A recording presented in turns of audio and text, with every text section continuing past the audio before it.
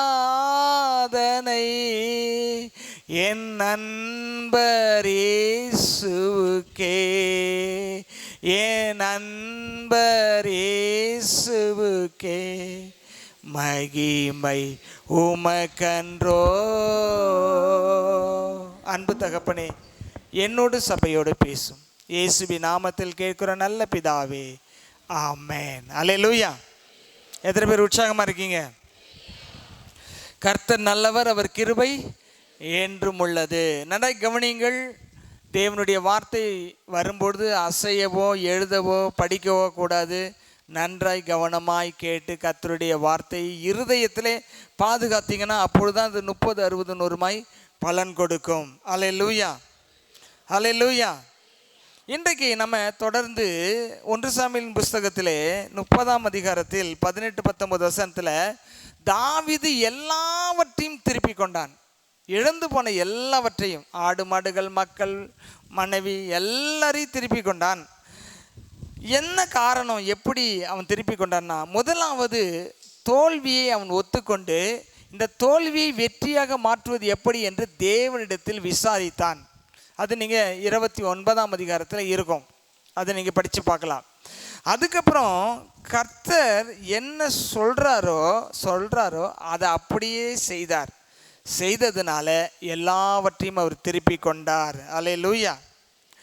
அப்போ நம்முடைய வாழ்க்கையில் இழப்புகள் சில சமயத்தில் வந்து விடுகிறது. அதை திருப்பி கொள்ளணும்னா தேவ பிரசன்னத்துக்குள்ளாக நீங்கள் முதலாவது வர வேண்டும். அல்லேலூயா. இப்போ நம்ம சிந்தனையின் வழியாக தான் ஆசீர்வாதங்களுக்குள்ளாக நுழைய முடியும். அந்த ஆசீர்வாதங்களை பெற்றுக்கொள்ளுகிற நாம் அதை பெருக்குகிறவர்களாக காணப்பட வேண்டும். இன்றைக்கு என்ன நம்ம பார்க்க போகிறோன்னா பெருக்கம். எல்லாரும் சொல்லுங்க, பெருக்கம். சத்தமாக சொல்லுங்க. எல்லாருக்கும் ரொம்ப பிடிச்சமான ஒன்று என்னன்னா இந்த பெருக்கம் என்பது தான். அப்போ முதலாவது சிந்தனை குறித்து பார்த்தோம், இரண்டாவது ஆசீர்வாதத்தை குறித்து பார்த்தோம், மூன்றாவது நாம் இப்போ என்ன பார்க்குறோன்னா பெருக்கம். அது ஒரு ரிலம், அது ஒரு மண்டலம் அல்லது ஒரு சிஸ்டம். இந்த சொல்லப்படுகிற இந்த மண்டலம் என்றது எல்லாமே காணப்படாத ஒன்று, இன்விசிபிள் ஒன், காணப்படாத ஒன்று. ஆனால் அவைகள் தான் மனிதனை இயக்கி கொண்டிருக்கிறது. அவைகள் தான் மனிதனை என்ன செய்து கொண்டிருக்கிறது? இயக்கி கொண்டிருக்கிறது. இன்றைக்கு பெருக்கத்தை பற்றி அது எப்படி நம்முடைய வாழ்க்கையில் வருகிறது, எப்படி ஆண்டவர் செயல்படுகிறார் என்று சொல்லி பார்க்க போகிறோம். முதலாவதாக பெருக்கம் என்ற வார்த்தை தேவன் மனிதனை பார்த்து சொல்லுகிறார். ஆதியாகம புஸ்தகம் 1ஆம் அதிகாரம் 28ஆம் வசனம். பின்பு தேவன் அவர்களை நோக்கி, நீங்கள் பலுகி பெருகி பூமியை நிரப்பி அதை கீழ்ப்படுத்தி சமுத்திரத்தின் மச்சங்களையும் ஆகாயத்து பறவைகளையும் பூமியின் மேல் நடமாடுகிற சகல ஜீவ ஜந்துக்களையும் ஆண்டு கொண்டுகள் என்று சொல்லி தேவன் அவர்களை ஆசீர்வதித்தார். எங்க ஆசீர்வாதம் வருதோ அங்க பெருக்கம்னு இருக்கும், எங்க பெருக்கம் இருக்கோ அங்க ஆசீர்வாதம் இருக்கும். அல்லேலூயா. அப்ப நம்முடைய ஆசீர்வாதம் அப்படியே நிற்க கூடாது, அது பெருக வேண்டும். சொல்லுங்க, ஆசீர்வாதம் அப்படியே நிற்கக்கூடாது, அது பெருக வேண்டும். ஏசாயா 51ஆம் அதிகாரம் 2ஆம் வசனத்தை வாசித்தீங்கன்னா, பெருக்கிறதுக்கு, அதாவது பெருகிறதுக்கு ஒன்றும் அதிகமான ஆட்கள்லாம் தேவை கிடையாது. நீங்கள் உண்மையாக ஆண்டவருடைய வார்த்தையின் மீது விசுவாசம் வைத்தால், நீங்கள் ஒருத்தராக இருந்தாலும் கர்த்தர் ஒருவர் மூலமாகவே பெருக்கத்தை கொண்டு வருவார். அல்லேலூயா. 51:2 நான் வாசிக்கிறேன். உங்கள் தகப்பனாகிய ஆபிரகாமையும் உங்களை பெற்ற சாராளையும் நோக்கி பாருங்கள். எக்ஸாம்பிளுக்கு சொல்றார், உங்கள் தகப்பனாகிய ஆபிரகாமையும் உங்களை பெற்ற சாராளையும் நோக்கி பாருங்கள். அவன் ஒருவனாயிருக்கையில் நான் அவனை ஆசீர்வதித்து அவனை பெருக பண்ணினேன். நான் அவனை அழைத்தேன், ஆசீர்வதித்தேன், பெருக பண்ணினேன். அல்லேலூயா. கர்த்தர் உங்களை அழைச்சார்னா ரெண்டாவது என்ன செய்வார்? ஆசீர்வதிப்பார். ஆசீர்வதிச்சார்னா மூன்றாவது என்ன செய்வார் என்றால் பெருக பண்ணுவார். அல்லேலூயா. சரி, இப்போ இந்த பெருக்கம் நம்முடைய வாழ்க்கையில் வரலன்னு சொன்னால் சிந்தனையில் கோளாறு இருக்குதுன்னு அர்த்தம். அந்த சிந்தனை சரிப்படுத்தணும்னா தினமும் வேதத்தை தியானிக்கணும். உங்களுக்கு எந்த அளவுக்கு சிந்தனை மாறுவதற்கு தேவையோ அந்த அளவுக்கு தியானிக்கணும். சிலர் சொல்லுவாங்க 1 மணி நேரம் 2 மணி நேரம், அந்த டைம்லாம் நான் சொல்ல முடியாது. உங்கள் சிந்தனை மாறுவதற்கு எவ்வளோ நேரம் வேதம் தேவையோ அவ்வளோ நேரமும் அதை தியானிக்க வேண்டும்.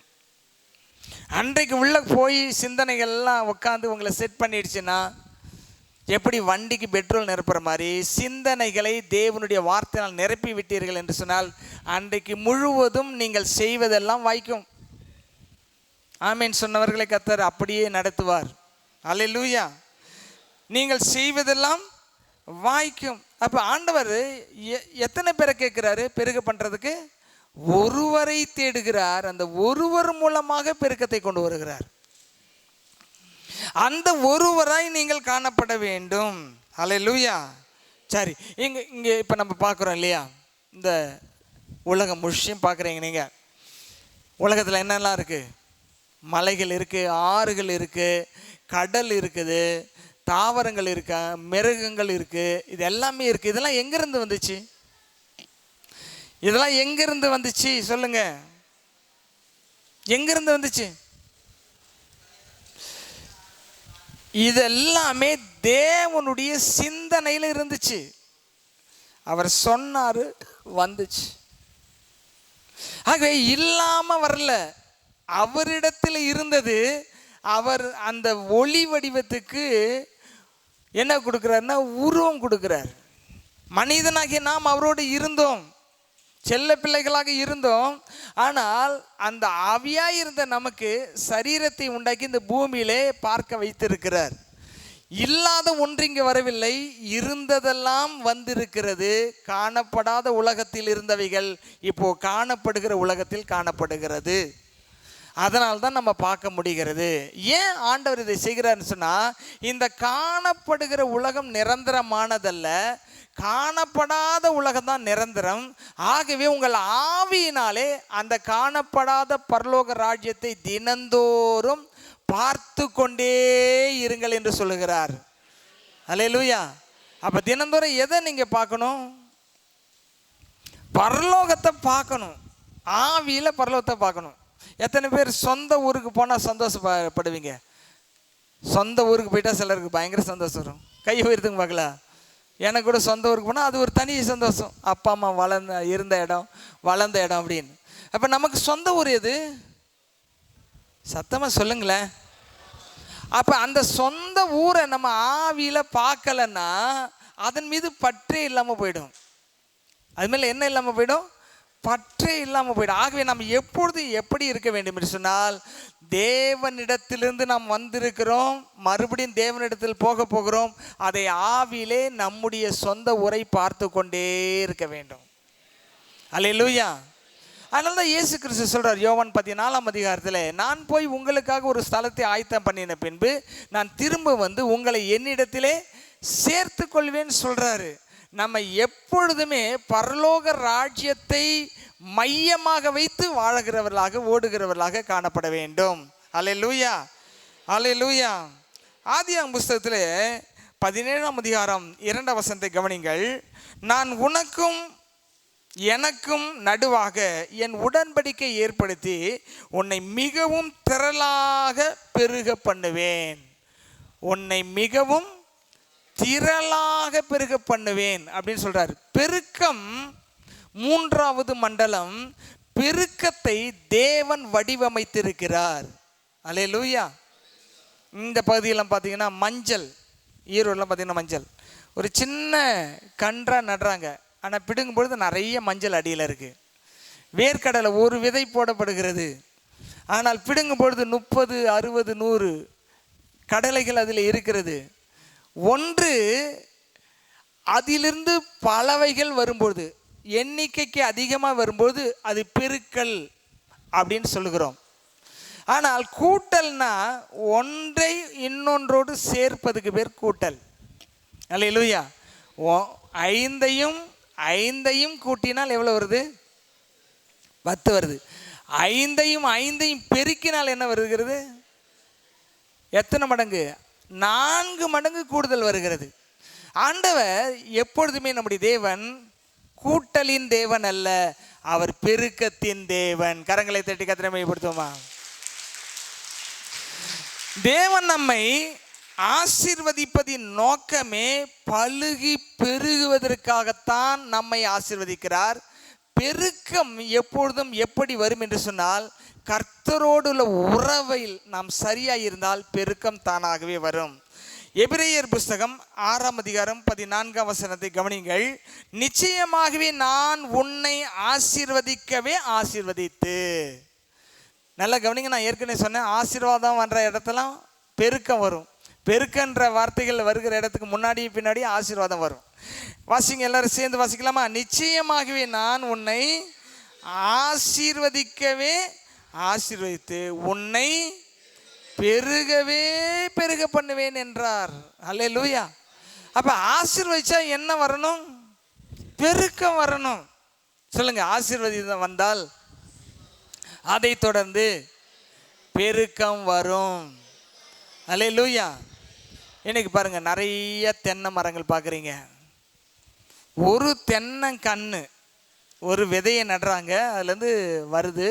அது பார்த்திங்கன்னா மரமான பிறகு கிட்டத்தட்ட ஒரு 10-15 வருஷம் அது கனி கொடுக்குதுன்னா, ஆயிரக்கணக்கான தேங்காயை இந்த உலகத்துக்கு கொடுத்துட்டு போகுது.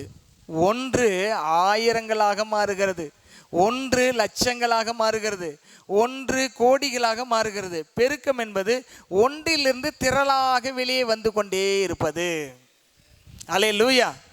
ஆகவே நம்முடைய தேவன் பெருக்கத்தை விரும்புகிறார். நாம் பலுகி பெருக வேண்டும் என்று விரும்புகிறார். நீங்க தொடர்ந்து நல்லா கவனிச்சிங்கன்னா உடனே ஆமேன்னு சொல்லியிருப்பீங்க. தேவன் எதை விரும்புகிறாரோ அதை நீங்கள் விரும்பினால் கர்த்தர் நிச்சயமாக ஆசீர்வதிப்பார். வாசிக்கலாம், நீதிமொழிகளின் புஸ்தகம் 10ஆம் அதிகாரம் 27ஆம் வசனம். கர்த்தருக்கு பயப்படுதல் ஆயுசு நாட்களை பெருக பண்ணும். கர்த்தருக்கு பயப்படுதல் எதை பெருக பண்ணுமா? நம்ம சாப்பிட்றதுனால அதிக நாள் உயிர் வாழறது இல்லை, கர்த்தருக்கு பயப்படுறதுனால அதிக நாள் உயிர் வாழ்கிறோம். இன்னொரு வசனம் கூட இருக்கு, உன் வாழ்நாட்கள் நீடித்திருப்பதற்கு உன் தகப்பனின் தாயையும் கனம் பண்ணுவாயாக. ஆயுசு நீட்சிக்கு சப்ளிமெண்ட்ரி சாப்பிட்றது கிடையாது. கர்த்தருக்கு பயப்படணும், பரிசுத்தமாய் வாழணும், பெற்றோருக்கு கீழ்ப்படியணும். இதில் தான் ஆயுசு நாட்களை ஆண்டவர் அதிகமாக்குகிறார், பெருக பண்ணுகிறார். அல்லேலூயா. இப்போ பெருக்கம் நமக்கு தேவை. எதுலெல்லாம் பெருக்க வேணும் அப்படின்னு சொன்னால், முதல் பெருக்கம் தேவன் ஆசீர்வதிச்சு என்ன தெரியுமா? மனிதர்களை பெருக பண்ணும்படியான ஆசீர்வாதம். அல்லேலூயா. நீங்கள் ஒரு ஊருக்கு போகிறீங்க, புதுசாக ஒருத்தங்களை பார்க்குறீங்க, சந்திக்கிறீங்க. அவங்க உங்ககிட்ட என்ன கேட்பாங்க? நீங்கள் எந்த ஊருங்க? ரெண்டாவது, கல்யாணம் ஆயிடுச்சா? ஆயிடுச்சு. அடுத்து என்ன கேட்பாங்க? எத்தனை லட்சம் வச்சுருக்கீங்கன்னா கேட்குறாங்க. எத்தனை குழந்தைங்கன்னு கேட்குறாங்க. முதல் பெரிய சொத்து எது தெரியுங்களா? சில்ட்ரன்ஸ் தான். ஆனால் நம்ம வீட்டில் 4 கார் வாங்கி வைப்போம், 4 2 வீலர் வாங்கி வைப்போம், 5 வீடு விலைக்கு வாங்குவோம், ஒரே ஒரு குழந்தை வச்சுருப்போம். எது பெருகணும்? குழந்தைகள் பெருகணுன்றது தான் தேவனுடைய திட்டம். The plan of God is multiplication of the people all over the earth. Hallelujah. ஒரே ஒரு மனுஷன் ஆதாம், இன்னைக்கு 740 கோடி மக்கள் இருக்கிறார்கள். முதல் பெருக்கம் தேவன் விரும்புகிறது எது தெரியுமா? என்ன பெருக்கம்? ஜன திரட்சி ராஜாவின் மகிமை, ஜனக்குறைவு ராஜாவின் முறிவு. இப்பெல்லாம் உங்களுக்கு ஜனத்தை பற்றி, பாப்புலேஷனை பற்றி தெரியாது. எலெக்ஷன் வந்துச்சுன்னா ஓட்டு வாங்கும்பொழுது என்ன பண்ணுறாங்க? நிறைய பேர் ஓட்டு போடணுன்ற, அப்போ மக்களை தேடுகிறார்கள், மக்கள் நிறைய இருக்கணும்னு விரும்புகிறார்கள். ஆகவே உங்கள் வாழ்க்கையில் எல்லாமே அதிகமாக இருக்கணும்னு நினைக்கிறதுக்கு முன்னாடி குழந்தை செல்வங்கள் அதிகமாக இருக்கணும்னு நினைங்க. அதுதான் right attitude. About multiplication. Hallelujah. அதுதான் பெருக்கத்தை பற்றிய சரியான மனநிலை. ஆமீன் சொல்லலாமா? கேட்டு கேட்டு வாங்க வேண்டியதாக இருக்குது பார்த்தீங்களா? அப்போ உங்களுக்கு தாராளமாகவே இல்லை. தேவன் எப்பொழுதுமே கஞ்சத்தனமாக செய்ய மாட்டார். எதையுமே எப்படி செய்ய மாட்டார்? கஞ்சத்தனமாக செய்ய மாட்டார். இப்போ எவ்வளோ பெரிய உலகம் இருக்குது, இன்னும் மக்கள் பறக்கிறாங்க, இன்னும் இடம் இருக்குது, இன்னும் மக்கள் வியாபாரம் பண்ணுறாங்க, தோட்டங்கள் எடுக்கிறாங்க, பெருகி கொண்டே இருக்கிறாங்க. ஆனால் இந்த முதல் மனிதனை படைக்கும் பொழுது அந்த ஒருத்தனுக்கு ஏன் இவ்வளோ பெரிய உலகத்தை படைக்கணும்னு நினைக்கல. 10 சென்டில் கூட படைச்சிட்டு போயிருக்கலாம்.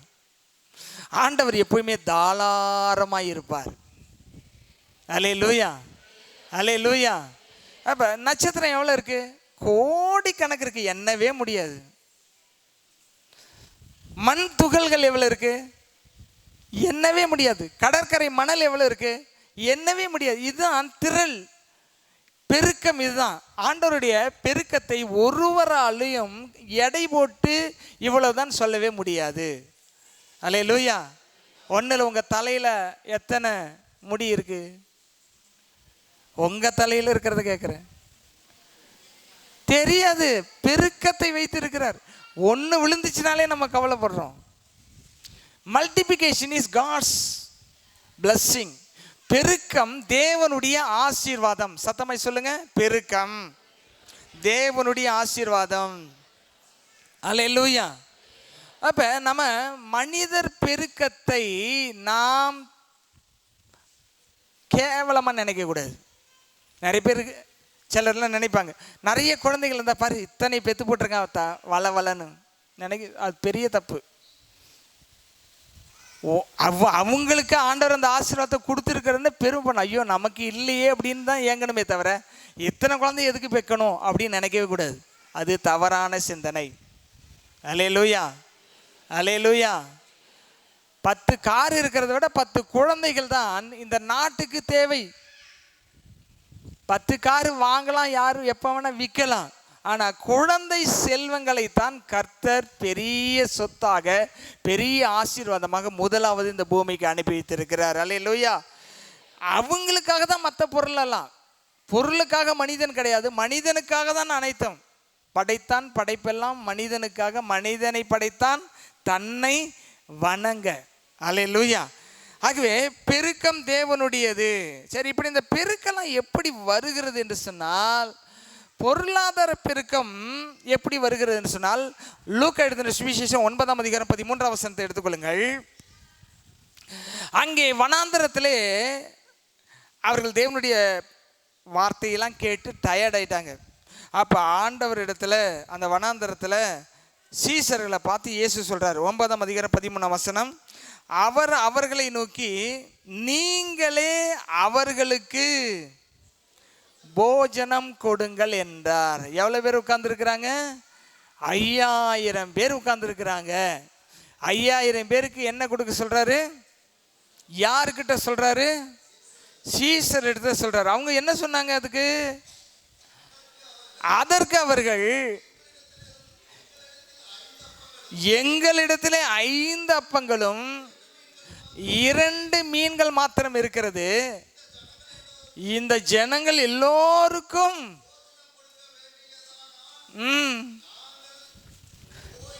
நாங்க போய் வாங்கிட்டு வந்தால் தான் 5000 பேர் கொடுக்க முடியும். ஒருத்தருக்கு தான் சாப்பாடு இருக்குது. 4999 பேருக்கு சாப்பாடு இல்லை.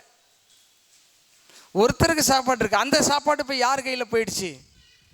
ஆண்டவர் கையில் போயிருக்கு. எவ்வளோ தான் இருக்குது? 5 அப்பமும் 2 மீன் தான் இருக்குது. நல்லா கவனிங்க. ஆண்டவர் கையில் போகிறது தான் பெருகும். நல்லா புரிஞ்சுங்க இந்த ரகசியத்தை. இன்னைக்கு கொடுக்கறத பற்றி நிறைய விமர்சனங்கள் இருக்குது, நிறைய விஷயங்கள் பேசப்படுகிறது. அதுக்குள்ளே நம்ம போக வேண்டாம். நன்றாக தெரிந்து கொள்ளுங்கள், இந்த 5 அப்பமும் 2 மீனும் அந்த தேவனுடைய கரத்திற்கு போச்சு பாருங்க. அப்போ அவர் என்ன செய்தார்? 16ஆம் வசனத்தில் நீங்கள் கவனிச்சிங்க சொன்னால், அவர் அப்பத்தையும் மீன்களையும் எடுத்து வானத்தை அண்ணாந்து பார்த்து பிட்டு சீஷர்களுக்கு கொடுத்தார். அவர்கள் ஜனங்களுக்கு கொடுத்தார்கள். எல்லாரும் சாப்பிட்டு திருப்தி அடைந்த பின்பு மீதியான துணிக்கை 12 கூடை நிறைய எடுத்தார்கள். ஹல்லேலூயா. You have a very least amount of money in your hands, but you must hand over everything in God's hand. God will multiply it in numbers. ஹல்லேலூயா. உங்ககிட்ட கொஞ்சம் பணம் தான் இருக்கு, அதை ஆண்டவருடைய கரத்தில் நீங்கள் கொடுத்தால் அதை அவர் எண்ணிக்கையில் அதிகமாக்கி கொண்டே இருப்பார். கரங்களை தட்டி கர்த்தரை மகிமைப்படுத்துவோமா? நம்ம என்ன செய்கிறோம்னா, இப்போ ஒருத்தருக்கு 1,00,000 ரூபா வேணும்னு வைங்களேன், கவனிக்கிறீங்களா? இப்போ ரிச்சாவுக்கு 1,00,000 ரூபா வேணும்னு வைங்களேன்.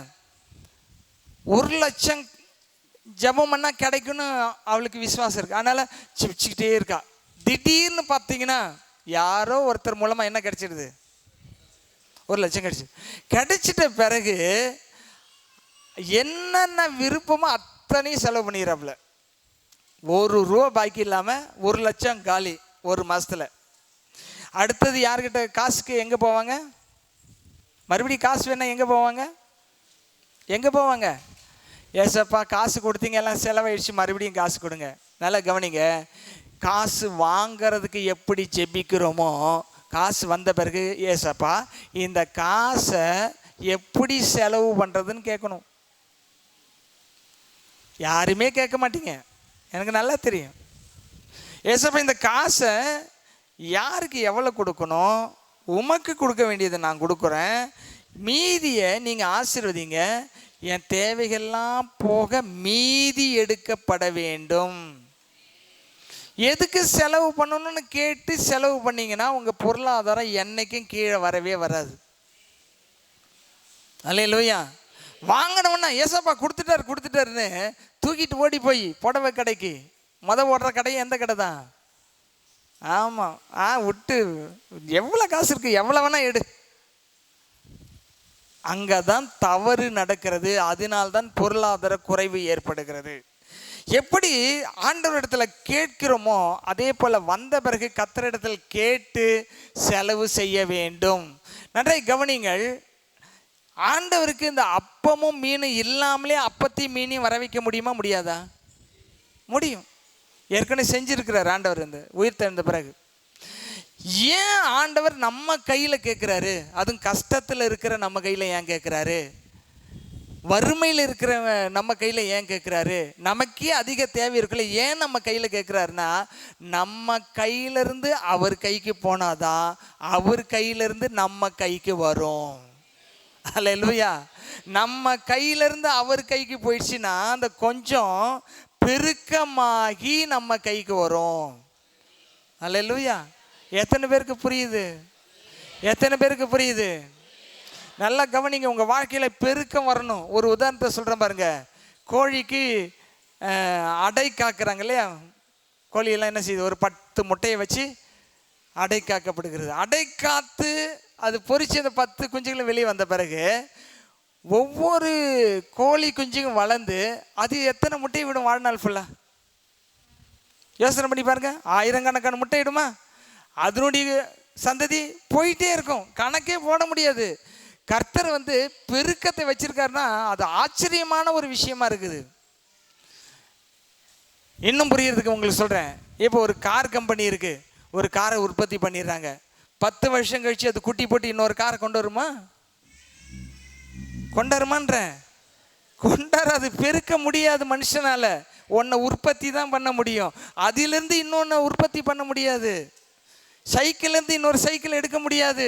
அவன் ஒரு ஆட்டுலேருந்து இன்னொரு ஆட்டுக்குட்டி எடுத்துடலாம், ஒரு மாட்டுலேருந்து ஒரு கண்ணுக்குட்டி எடுத்துடலாம், ஒரு மனுஷன்லேருந்து இன்னொரு மனுஷனை எடுக்கலாம், ஒரு தானியத்திலேருந்து 1000கணக்கான தியானங்களை மூட்டை மூட்டையும் எடுக்கலாம். பெருக்கத்தின் தேவன் நம்முடைய தேவன். அல்லேலூயா, அல்லேலூயா.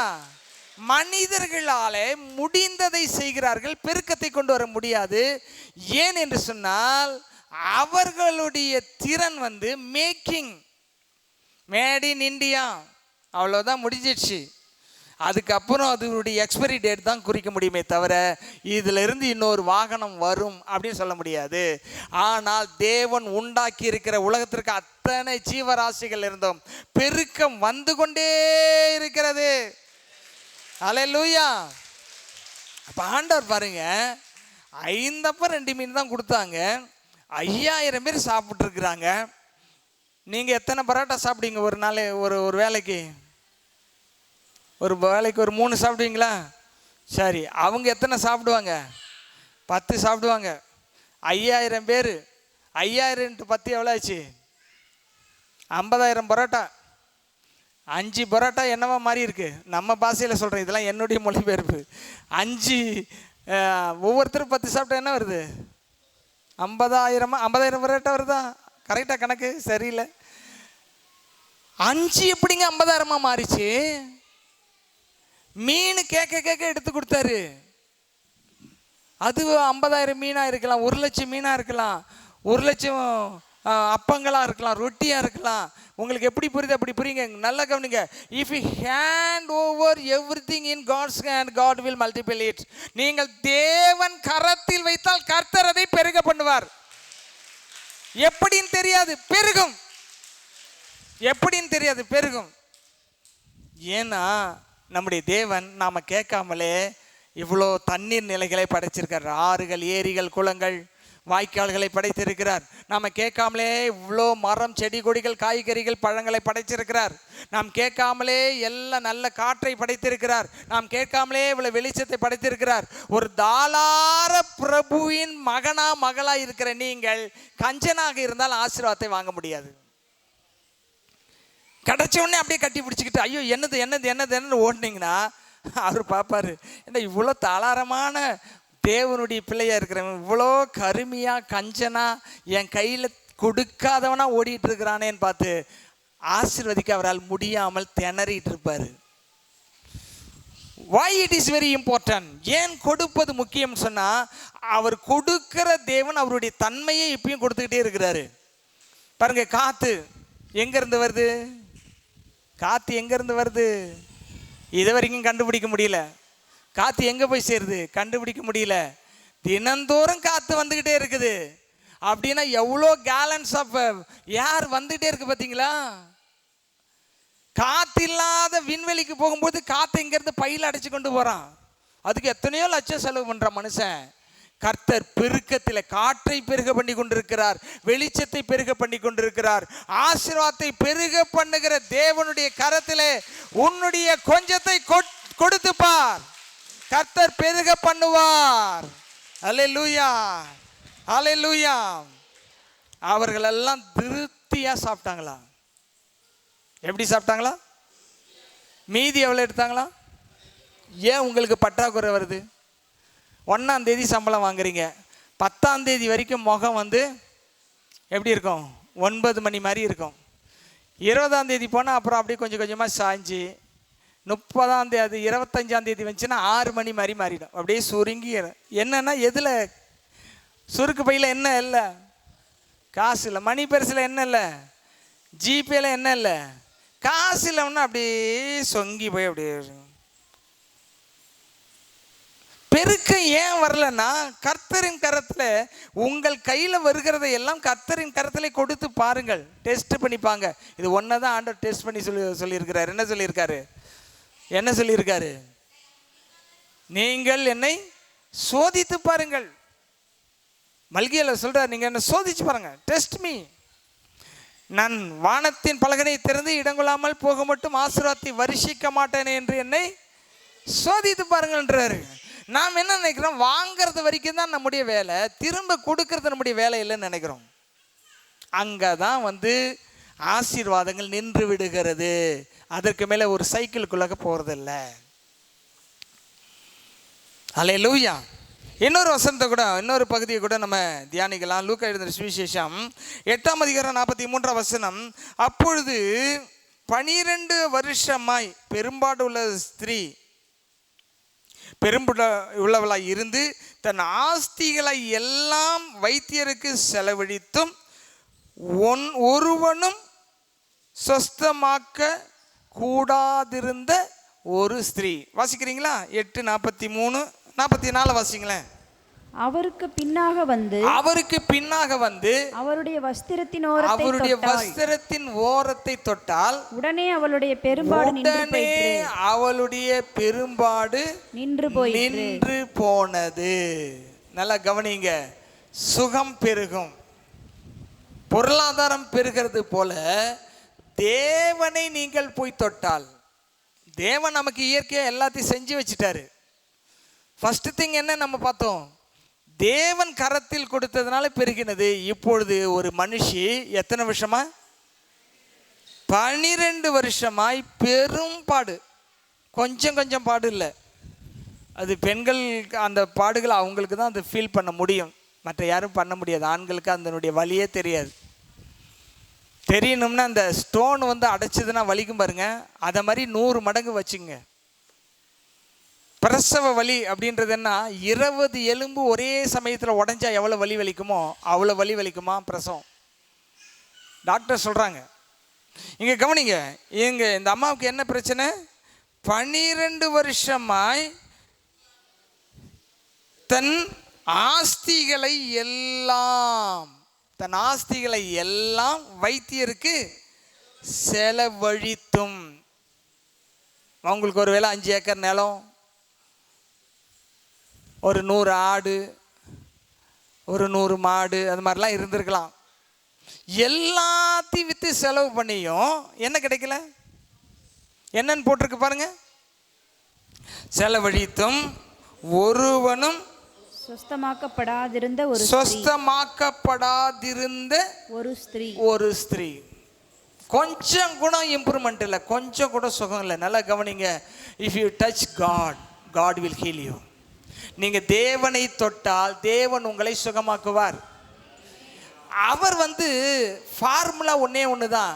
நீங்கள் அவரை தொடுறீங்களான்றது அவருக்கு தெரியணும் கிடையாது, உங்களுக்கு தெரிஞ்சால் போதும்.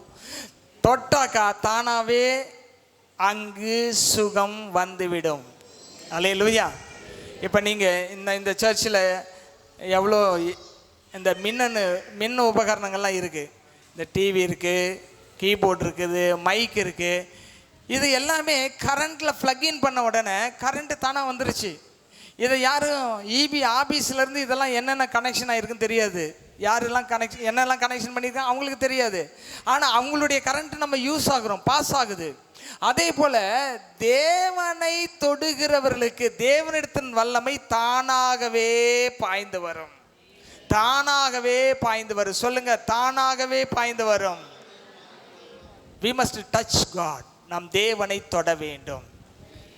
எப்பெல்லாம் நமக்கு பலவீனம் வருதோ அப்பெல்லாம் அந்த ஸ்திரீயை போல ஆண்டவரை தொட வேண்டும். நம்முடைய வைத்தியர்களால் முடியாதவைகள், பலவிதமான ஸ்பெஷலிஸ்டால் முடியாதவைகளை தேவன் செய்வான் நம்ம விசுவாசித்து தொட்டால் தேவனுடைய வல்லமை பாய்ந்து செல்லும். அதில் நீங்கள் கீழே பார்த்தீங்கன்னு சொன்னாக்கா, அப்பொழுது இயேசு திரும்பி பார்த்து என்னை தொட்டது யார் என்று கேட்டால், அதற்கு சீஷர்கள் உம்மை அநேகர் நெருக்கி கொண்டிருக்க என்னை தொட்டது யார் என்று நீர் எப்படி கேட்கிறீர் என்றார்கள்.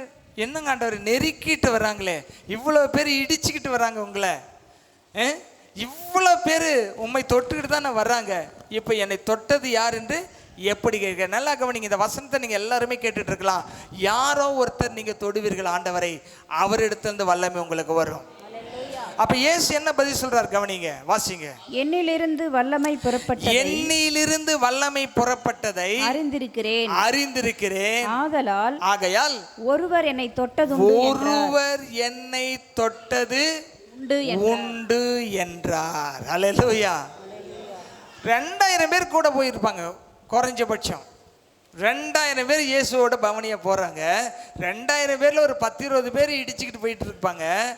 அதுல இயேசு சொல்றார், என்னை தொட்டது ஒருவர் தொட்டது, ஒருத்தர் தொட்டிருக்கிறார். இந்த ஆலயத்தில் இந்த வார்த்தை கேட்கிற நீங்கள் எப்படிப்பட்ட சூழ்நிலை இருந்தாலும் நீங்கள் அந்த ஸ்திரீயை போல தைரியமாக விடாப்பிடியாக கூட்டத்துக்குள்ளே நுழைந்து இயேசுவின் வஸ்திரத்தை அவள் தொட்டது போல நீங்கள் தொட்டால் இன்றைக்கு இப்போதே சுகத்தை பெற்றுக்கொள்வீர்கள். கரங்களை தட்டி கத்திரமைப்படுத்தும். You will receive your healing. Because of you touching God. தேவனை தொடுவதின் மூலமாக உங்களுக்கு தெய்வீக சுகம் வந்துவிடும் தானாகவே. இயேசுவே திரும்பி பார்த்து கேட்குறேன், என்னை தொட்டது யார்? அப்புறம் அந்த ஸ்திரீ தன்னை மறைந்திருக்க கூடாமல் வந்து, நான் தான் இதுக்காக தொட்டேன், இதெல்லாம் நடந்துச்சுன்னு சொல்லி, அப்போ ஆண்டவர் சொல்றார், வேதனை நீங்கி சுகமாயிரு என்று சொல்லி அனுப்புகிறார். வாழ்க்கையில் நீங்கள் எத்தனையோ பேரை சந்திச்சிருக்கலாம், இயேசுவை போல் ஒருத்தரை சந்தித்திருக்கவே முடியாது. இயேசு எப்படிப்பட்டவர்னா, அவர் தொட்டாலும் சுகம் கிடைக்கும், நீங்கள் அவரை தொட்டாலும் சுகம் கிடைக்கும். அவர் உங்களை தொட்டாலும் சுகம் கிடைக்கும், நீங்கள் அவரை தொட்டாலும் சுகம் கிடைக்கும். அப்படிப்பட்ட வல்லமையுள்ள கர்த்தர் தான் ஆண்டவராகிய இயேசு கிறிஸ்து. ஹல்லேலூயா. ஆகவே நாம் இந்த உலகத்திலே ஆசீர்வாதம், பொருளாதார ஆசீர்வாதம் பெருகணும், சுகம் பெருகணும்.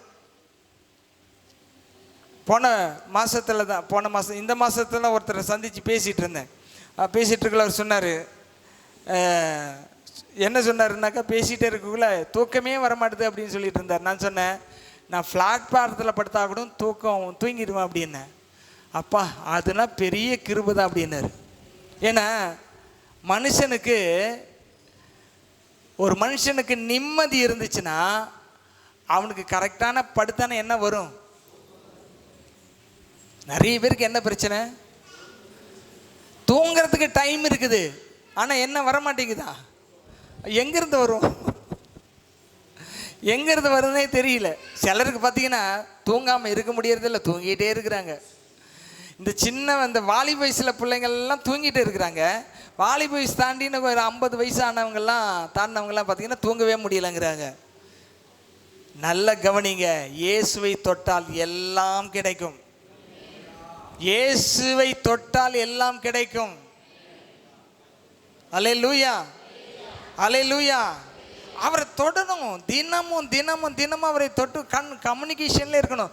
எப்படி இந்த மின் இணைப்பு இந்த இபி கனெக்ஷனோடு எப்பயுமே இருக்குதோ, எப்போ வேணால் எதை வேணால் நம்ம பயன்படுத்த முடியுமோ, அதே போல் நாம் எப்பொழுதும் தேவனை தொட்டு கொண்டே இருக்க வேண்டும். we must be always connected with God. அவரோடு இணைந்தே இருக்க வேண்டும். அல்லேலூயா. ஆதியாகம புஸ்தகத்தில் இந்த ரிலேஷன்ஷிப் இல்லைன்னு வைங்களேன், அதனால் வரக்கூடிய பின் விளைவு எப்படி இருக்குன்னு சொல்லிட்டு 3ஆம் அதிகாரம் 16 வசனத்தை வாசிங்கள். Genesis chapter 3:16. அவர் ஸ்திரீயை நோக்கி நீ கர்ப்பவதியாய் இருக்கும்போது உன் வேதனையை மிகவும் பெருக பண்ணுவேன். வேதனையை பெருக பண்ணுவேன். 1ஆம் அதிகாரத்தில் ஆசீர்வாதத்தை பெருக பண்ணுவேன்னு சொன்னவர் 3ஆம் அதிகாரத்தில் அவரோட ஐக்கியமாக இல்லாமல் அவருடைய சொல்லுக்கு விலகி இந்த சர்ப்பம் சொன்னதை கேட்டு நடந்ததுனால என்ன பெருக பண்ணுவேன்னு சொல்லிட்டாரு, வேதனையை பெருக. அப்போ இங்கே பெருக்கம் என்பது ஆசீர்வாதம் தான் பெருகணும். எது பெருகக்கூடாது வாழ்க்கையில்? வேதனை பெருகக்கூடாது. இந்த அம்மாவுக்கு ஏன் வேதனை பெருகுச்சு? தேவனை விட்டு உலகத்துக்கு போயிடுச்சு. அந்த வேதனை எப்பொழுது நீங்குச்சு? மறுபடியும் தேவனை தொட்ட உடனே வேதனை நீங்குச்சு. உடனே ஏன் ஏவாளுக்கு அப்படிப்பட்ட வேதனை வந்துச்சு? அவள் தேவனுடைய உறவை கட் பண்ணிட்டு உலகத்தோடு கனெக்ஷன் பண்ணா, வேதனை பெருகிட்டு. ஆக வேதனை பெருகக்கூடிய நபராக நம்ம காணப்படக்கூடாது. அந்த வேதனைகள் நீங்கின மக்களாக இருக்கணும். நல்ல சரியான நேரத்துக்கு சாப்பிடணும், பசி எடுக்கணும். அது பெரிய பெரிய விஷயம் தெரியுங்களா? பசி எடுக்கிறது. எத்தனை பேருக்கு பசி எடுக்க மாட்டேங்குது? பசி எடுக்க மாட்டேங்குது நிறைய பேர்த்துக்கு. ஏன்டா கை தூக்கணும் வேண்டான்ற இருக்கீங்க. பசி எடுக்கணும், நல்ல தூக்கம் வரணும், நல்ல உடல் சரியான பேலன்ஸில் நிற்கணும், சரியான எடையை பராமரிக்கணும். இதை எல்லாமே எப்போ கிடைக்கும்னா தினந்தோறும் அவரோடு கூட இணைந்து நடந்தால் கிடைக்கும். இவளுக்கு வேதனை பெருக பண்ணினது. ஆனால் ஆண்டவருடைய நோக்கம் வேதனை பெருக பண்ணுவதல்ல, ஆசீர்வாதத்தை பெருக பண்ணுவது. வாசிக்கலாம். 1 சாமுவேலின் புஸ்தகம் 2ஆம் அதிகாரம் 7ஆம் வசனத்தை வாசித்தீங்க சொன்னால், ஆண்டவர் அவரோடு தொடர்புடையவர்களை ஆசீர்வதிக்கிறார், உயர்த்துகிறார். கர்த்தர் தரித்திரமடைய செய்கிறவரும் ஐஸ்வர்யமடைய பண்ணுகிறவருமாய் இருக்கிறார். அவர் தாழ்த்துகிறவரும் உயர்த்துகிறவருமாய் இருக்கிறார். அவர் சிறியவனை புழுதியிலிருந்து எடுத்து எளியவனை குப்பையிலிருந்து எடுத்து அவர்களை பிரபுக்களோடு உட்கார வைக்கிறார். அல்லேலூயா. ரெண்டுமே ஏன் போட்டிருக்கு? தரித்திரமடை செய்கிறார்னா இவன் கர்த்தருக்கு கொடுக்காத பட்சத்தில் அந்த மண்டலத்திலிருந்து தரித்திரம் வந்துடும். இங்க ஆண்டவருக்கு கொடுக்கும் பொழுது ஐஸ்வர்யம் வந்துடும். அவ்வளோதான். அது அங்க இருக்கிற செக்ஷன் அவர் சொல்றாரு, அவ்வளோதான். அவர் அதை செய்யறது கிடையாது. அவர் விட்டுறாரு. அவன் யோபுவுக்கு பர்மிஷன் கொடுத்தாரு சாத்தானுக்கு. அவன் அதை என்ன செய்தான்? எல்லாத்தையுமே அழிச்சு போட்டான். ஆண்டவர் அழிக்கிறது கிடையாது, ஆனால் அழிக்கிறதுக்கு அவர் பர்மிஷன் கொடுத்தாரு, அழிச்சு விட்டான். ஆனால் ஆண்டவர் திரும்ப ரெட்டிப்பட்டுக்காக கொடுத்துட்டாரு. நம்முடைய வாழ்க்கையில் தேவனோடு இருந்தால் தேவன் பொருளாதாரத்தை பெருக்க பண்ணுவார், சுகத்தை பெருக பண்ணுவார். இன்னைக்கு யார் பெரிய ஐஸ்வர்யவான் என்றால் நோய் இல்லாமல் வாழ்கிறவர்கள் நல்ல ஐஸ்வர்யவான்கள். எல்லாம் ஆமீனலே சொல்ல மாட்டீங்க போல் தெரியும். அதான் சொல்கிறேன், உலகத்தானே சொல்கிறேன். நோயற்ற வாழ்வு, நோய் இல்லாமல் வாழணும்னு ஆண்டவர்கிட்ட கேளுங்க. அல்லேலூயா. பக்கெட்டாக பணம் கொடுங்கன்னு கேட்காதீங்க. ஆரோக்கியம் நன்றாக இருக்கட்டும் ஆண்டவரே, எனக்கு என்ன தேவையோ அதை நீங்கள் தாங்கப்பா, எனக்கு எவ்வளோ தேவையோ அதை நீங்கள் தாங்க ஆண்டவரே. இன்னும் பிறக்காத குழந்தைக்கெல்லாம் டெபாசிட் போட்டு வச்சுட்டு இருக்காதீங்க. பேத்திக்கு புள்ள பிறந்துச்சுன்னான்னு நகைப்பை சேர்த்து வச்சுட்டு இருக்காதீங்க. இன்னைக்குரிய சாப்பாட்டை பாருங்க, இன்னைக்கு இருக்கிற ஆரோக்கியத்தை பாருங்க, இன்னைக்கு இருக்கிற செலவை பாருங்க. நாளைய தினம் கர்த்தருடைய கரத்தில் இருக்கிறது. அவர் கர்த்தர் பார்த்து கொள்வார். நீங்க செய்ய வேண்டியதுனா அடுத்த தலைமுறைக்கு இயேசுவை கொடுத்துட்டு போங்க. அடுத்த தலைமைக்கு இயேசுவை எப்படி கனெக்ஷன், இயேசுவோடு எப்படி ஐக்கியமா இருக்கணும்னு கொடுத்துட்டு போங்க. வசனத்தில் பழக்கிட்டு போங்க. சொத்து சேர்த்து வைக்கிறதுனால எதுவுமே பின் தலைமுறைக்கு பயன்படாது. இன்னைக்கு நீங்கள் ஒருவேளை பெரிய சொத்தாக அதை நினைக்கலாம். அவங்க காலத்தில் அது வரும்பொழுது சாதாரணமான செலவாக மாறிடும். அது எதுவுமே நிரந்தரமானது கிடையாது. தேவனுடைய வார்த்தை தான் நிரந்தரமானது. ஆகவே பெருக்கத்தின் மண்டலத்துக்குள் நீங்கள் நுழைந்து, அவருடைய பெருக்கங்கள் நிறைய இருக்கிறது. பொருளாதார பெருக்கங்கள் இருக்கிறது, வயல் வைத்திருக்கிறீங்க சொன்னால் தானியத்தின் பெருக்கங்கள் இருக்கிறது, படிப்பு இருக்குன்னா ஞானத்தின் பெருக்கம் இருக்கிறது, ஒன்றை புரிந்து கொள்ளணும்னா அறிவின் பெருக்கம் இருக்கிறது. இப்படி எல்லா பெருக்கத்தையும் உடைய தேவன் தான் நம்முடைய தேவன். அவர் உங்களுக்குள்ளே இருந்தால் எல்லா பெருக்கங்களும் வழிந்தோடி கொண்டே இருக்கும். கொடுப்பதின் மூலமாக தான் இந்த பெருக்கத்தின் மண்டலத்தில் ஆசீர்வாதங்கள் வழிந்தோட செய்வார். அல்லேலூயா, அல்லேலூயா. உடனே கொடுக்கறது பணத்தை மட்டும் நினைக்காதீங்க. காலையில் எழுந்து முதல் மணி நேரத்தை ஆண்டவருக்கு கொடுங்கள். வேதத்தை தியானிக்க நேரத்தை கொடுங்கள். உங்கள் திறமையை ஆண்டவருக்கு கொடுங்கள். ஒவ்வொரு நாளும் நடக்கும்பொழுது கர்த்தாவை நல்ல கால்களை கொடுத்ததுக்காக நன்றி என்று சொல்லி நடவுங்கள். மூச்சு விடும்பொழுது கர்த்தாவை நல்ல சுவாசிக்க இதயத்தை தந்ததுக்காக நன்றின்னு சொல்லுங்க.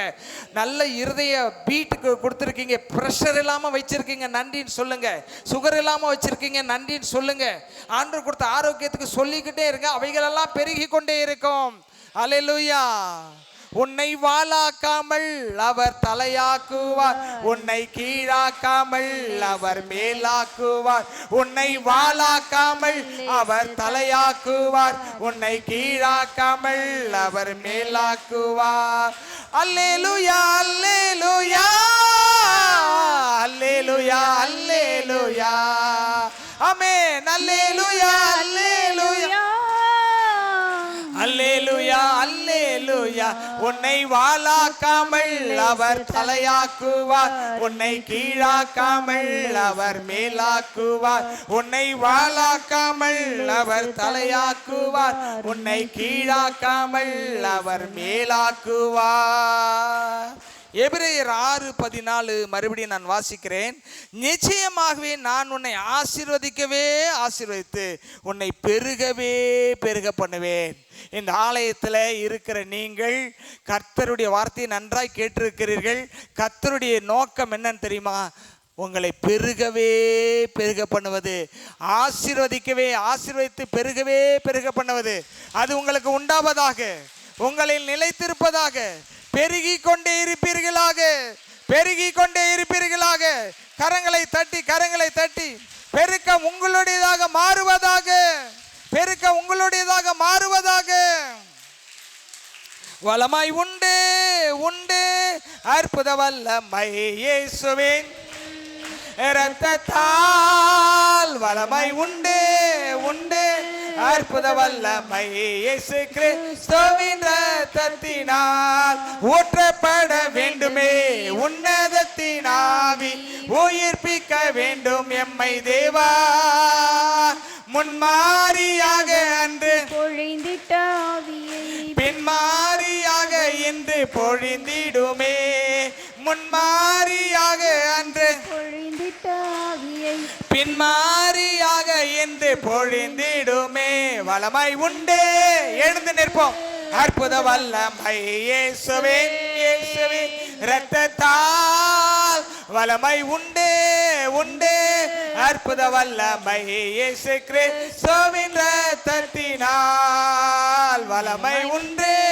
உண்டு அற்புத வல்லமை இயேசுவே ஆண்டவர்களை பெருக பண்ணுகிறார் சுகமாக்குகிறார் வல்லமையினாலே தொடுகிறார் அற்புத வல்லமை இயேசு கிறிஸ்துவின் இரத்தத்தினால் உண்டு உண்டு அற்புத வல்லமை இயேசுவே இரத்தத்தால் ஆமென் எல்லாம் சேர்ந்து பாடுவோம் வல்லமை உண்டு உண்டு அற்புத வல்லமை இயேசு இரத்தத்தினால் இயேசு என்னும் நாமத்தில் இயேசு என்னும் நாமத்தில் ஜெய நமக்குண்டு அல்லேலூயா இயேசு என்னும் நாமத்தில் இயேசு என்னும் நாமத்தில் பேய்கள் பறந்தோடும் இயேசு நாமத்தில் நிற்கும் போது யார் நமக்கு எதிராய் நிற்பாரே இயேசு இயேசு நாமத்திலே ஜெயம் நமக்குண்டு இயேசு என்னும் நாமத்தில் எல்லாம் சேர்ந்து இயேசு என்னும் நாமத்தில் ஜெயம் நமக்குண்டு கரங்களை தட்டி உற்சாகமாய் இயேசு என்னும் நாமத்தில் இயேசு என்னும் நாமத்தில் பேய்கள் பறந்தோடும் இயேசு நாமத்தில் நிற்கும் போது யார் நமக்கு எதிராய் நிற்பாரே இயேசு இயேசு நாமத்திலே ஜெயம் நமக்குண்டு கரங்களை தட்டி உங்கள் விடுதலை பெற்றுக் கொள்ளுங்கள் receive your deliverance receive your healing receive your blessings right now in the name of Jesus right now in the name of Jesus receive it shabalara karaba shalaraba dialaraba எல்லாரும் ஆண்டவரை நோக்கி பார்த்துக்கிட்டே இருங்க